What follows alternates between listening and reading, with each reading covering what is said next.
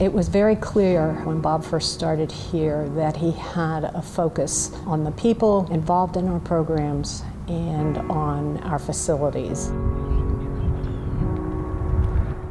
He used to take weekly walks with the folks that were responsible for facilities, and they would walk and talk, and they would pick up trash, and they would remove rocks, and all those things that you don't think the ultimate leader of an organization would be doing. Bob was out there, again, teaching those who were responsible for our facilities in this case what was important and how to change the invitation of our campus to a more pleasant one for those who entered it.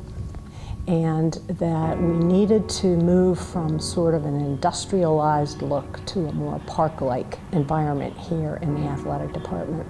And indeed, over time, we did that. You know, there are certain fences that we took down, were trees that we planted, there were shrubs and so forth outside the buildings and inside the buildings. We did some renovation work. We put up images of students and activity to make it feel more like home as opposed to sort of that institutional look. And I think there is a lot here in terms of how the Harvard Athletic Campus appears to the visitor today that really can be attributed to Bob's leadership. I am joined down here on the field with Harvard Athletic Director Bob Scalise. Now, Harvard offers 42 different varsity programs, which is more than any other university in the country. Why do you think it's important to offer so many different options? Well, we believe that people learn the valuable lessons of playing athletics, whether they're playing golf, rugby, field hockey, football, tennis. Well, Bob and I have been together for about 20 years, and Bob, having been a coach, having been an athlete himself, he was always there for our big games, beating Yale or winning an Ivy League championship. And it was always great to shake his hand and, to see him offer his most sincere congratulations. I think any quality leader has to be a great motivator. And Bob, having been a player, having been an athlete, having been a coach, it came very natural to him in a very low-key way. I'm deeply grateful to Bob Scalise for being such a proponent of the notion of the student athlete. I'm also grateful to Bob for sitting beside me and being calm at so many athletic events. And when I would be wanting to tear my hair out in a close game, he would just sit there and very smoothly say, I'd rather be where we are than where they are. And if we then fell behind, he'd say, we will catch up. It's all going to come out okay. And so I would relax. So thank you, Bob, for making my life as president much more relaxed than it otherwise would have been. Bob, you've done a terrific job and given so much time and effort to bringing this department to a level of professionalism and a level of strength. I know you've put a tremendous amount of work into it, and it shows. This department is better for everything you've done for it. It's exciting to see where it is today and where it can go from here. But I think you've brought a tremendous amount of time and energy and a real commitment to all of us that we all really appreciate.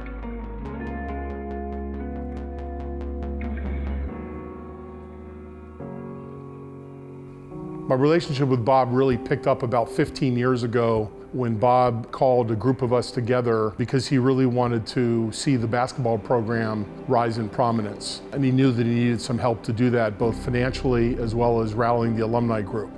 So really for the last 15 years, I've been working very closely with Bob to help grow the alumni presence in basketball, to provide the financial support necessary for both the women's and the men's team to succeed, and then ultimately in the renovation of Levites Pavilion. And really, his motto of education through athletics, I think captures exactly what we're trying to do here at Harvard quite well. I just lost my job as a basketball coach at the University of Michigan, so I was looking for opportunities, and many of them were coming my way, but the only one that really intrigued me the most, and my wife the most, was the opportunity to think about the Harvard option.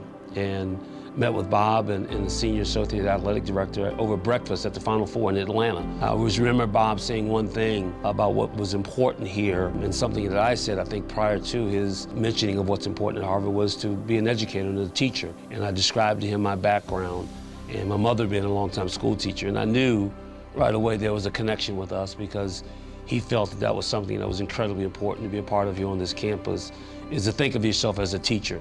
And that started the relationship, with us bonding over the thought of teaching, to be an educator, the right fit at Harvard.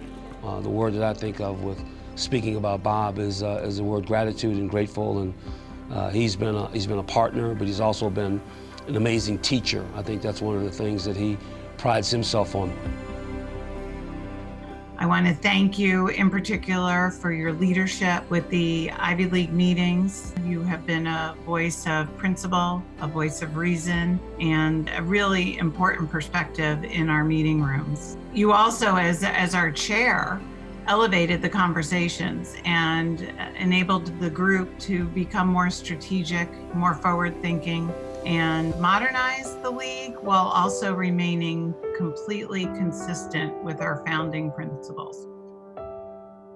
Bob, I've so enjoyed sitting around the AD table with you and looking up to you as not just a peer, but a mentor. Bob, you always helped me understand that we are a conference founded on values and principles, and you made it your job to ensure that we never forgot about those values and principles as we had our conversations.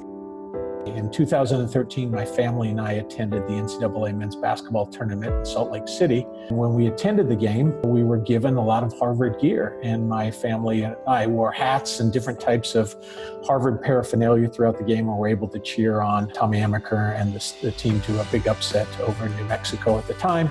Interesting enough, when I became athletic director at Columbia 5 years ago, I made sure that all of my sons and my wife took down all the pictures of me wearing Harvard gear and our family wearing Harvard gear during that game. So I'd like to bring it back. And so today we truly are Harvard fans. The moment that Bob and I shared when he and I were co-recipients of the National Football Foundation John Toner Award. That's something that I have really made a great effort to thank him for, and I'm very proud, and I will cherish that award. Having known Bob for all this time and his family, I'm hopeful that our relationship will continue, that our friendship will endure, and I applaud his remarkable career as the Director of Athletics at Harvard University. I really appreciate Bob's contributions to the Ivy League AD meetings. He did a great job helping us to think strategically, and he did a great job of weaving his Harvard Business School expertise into trying to provide some structure for us. So I always really appreciated the way he was able to make that happen. I've known Bob for, seems like 100 years. I was on the original search committee for the athletic director when Bob was interviewed. And he was one of our very last interviews. And I remember one after another of people coming in to interview for that job. And nothing clicked. It just didn't seem to be a fit. There were 5 or 6 of us on the committee. And when Bob came in, and it wasn't because we were desperate, it was because he was so perfect. And I said to the other members, Billy Fitzsimmons was one of them, and Jack Reardon, the usual suspects, were on that committee. And we all just breathed a sigh of relief, and we thought we're all done. But we had just begun because Bob was working over at the Harvard Business School at the time, and he was basically running the administration over there. And Bob wasn't certain that he wanted to leave that job. It was a great job, and he was doing a great job, and they loved him there. Our committee thought we couldn't get him to be the athletic director. We heard he was happy at HBS, but one thing led to another, and I think Jack Reardon convinced him to do it. So that's been wonderful. He really trusts his people. He's a good judge of who can do what job, puts them in the right place. It doesn't matter whether they're very senior or very young. He trusts them. He doesn't second guess people. He just tells them what their job is and what they should have as priorities, and then he leaves them alone. And that's terrific. It's a way for people to grow in their job and to function well as a team. I think he learned all this by being a coach, but I don't know, maybe he just comes naturally to him. But he's a terrific administrator in that sense, a real straight arrow. When I think about Bob, I think about Jim Brown. He also was a very, very good lacrosse player like Bob. He allegedly said once that the power is not in the legs, but power is between your ears, power is in your heart. And that's really an apt description of Bob. He is incredibly cerebral, very, very thoughtful, very intentional about how to support the mission of the college and of athletics, and he's passionate. One of the things that I most remember about Bob is that we both talked about our experience at the business school and how important it was to lead with mission and purpose and clarity on values. And one of the best experiences that I've had with him is that any time when we're celebrating, he's not just celebrating the win, but he's celebrating the leadership of the coaches, he's celebrating the leadership of our students. And when we've had challenges, Bob's first question is, what's the right thing to do here? That's an important message because I think Bob always recognized that he was not only the head of Harvard Athletics, he was the head of an important part of where our students learn about what it means to be a leader. Bob, an All-American lacrosse player, was immediately able to form a bond with me, and I so enjoyed working with him almost as much as I enjoyed standing side by side with him on the sidelines. Harvard had a great supporter, and athletics an even greater one in Bob Scalise. It's been a fantastic tenure. You brought our athletics program really far along in difficult times, always standing by the principles of the Ivy League. We could always look to you to make sure that we were doing what was best for our student athletes, both for the excellence that they wish to pursue on the fields or in the pool or on the courts, as well as what they wanted to do in our classrooms and what they wanted to do with their academic programs. So for all of that, Bob, thank you. I think his experience as being a Harvard parent has also added to his sensitivity about the environment. So it's been a warm, productive, and from the admissions office point of view, an extremely important relationship. I know he's a tough director and he's a tough coach. He has an enormously terrific sense of humor, very wry, very dry. He is very empathic. When he speaks, everyone listens. He's done an incredible job at one of the most high-pressure positions there is at Harvard. And I personally witnessed the dignity and honor with which he has handled the pressures from these very different constituencies. The students, first and most important, of course, the coaches, whom he is responsible for hiring, and the deans and the other members of the university administration. So, not to mention the alumni. So it's a very tough job, and I'm so proud to have known him and to have had the pleasure of working with him, because he's made me proud to be associated with Harvard Athletics. As you know, Harvard has 42 varsity sports, and it may shock you to know that Nordic and alpine skiing are not one of the largest sports, but I always appreciated how Bob paid attention to the smaller teams and did the best he could for those groups of athletes. And as a result, our smaller sports have done quite well. Again, that required Bob to have a certain balance in his attitude about athletics. And I know there's a lot of focus on the community sport, but as I say, I've always appreciated his open-mindedness and appreciation for athletes in all sorts of sports. I remember when you first started as athletic director, we were looking through a football program and noticed that there were very few women listed there as having given to Harvard Athletics. And I think 19 years later, I don't know what the numbers are, but it's grown exponentially. And this is in large part due to your creativity and your foresight and your attention to this issue. And I remember specifically when we were looking at how HRFWA could be instrumental in helping women to raise more funds from each other. And your thought to have a matching program and to have a participation program, and I think that now annually we raise over $100,000 in one day for women's athletics each year. And again, that's due to you. So thank you very much for all of that. Bob first arrived on campus the fall of my junior year as our new head coach of men's lacrosse. In that first year, Bob was trying to figure out how to be a head coach, and he had us doing all sorts of crazy things. We didn't necessarily have the talent to be the most competitive team in the league, but we weren't going to be out-conditioned by anybody, so he had us jumping over helmets and doing all sorts of crazy stuff. We persevered, and by the next year, my senior year, Bob had figured out how he wanted to be as a head coach, what the ins and outs of working in the Harvard environment were and with Harvard players. Had a turnaround season, ended up 10-5, very successful season for our program, and that launched Bob onto a trajectory that he stayed on for a long time. He's done an admirable job as athletic director, managing the largest varsity athletics program in the country, while also overseeing a very active club, intramural, and recreational athletic program. The goals of the program are focused on education through athletics, while also trying hard to maintain competitive excellence. I would like to commend Bob for a job extremely well done. We'll all miss him in his role as AD, but I wish him the best, and I personally look forward to many more years of friendship and interaction with Bob as he enters this next phase.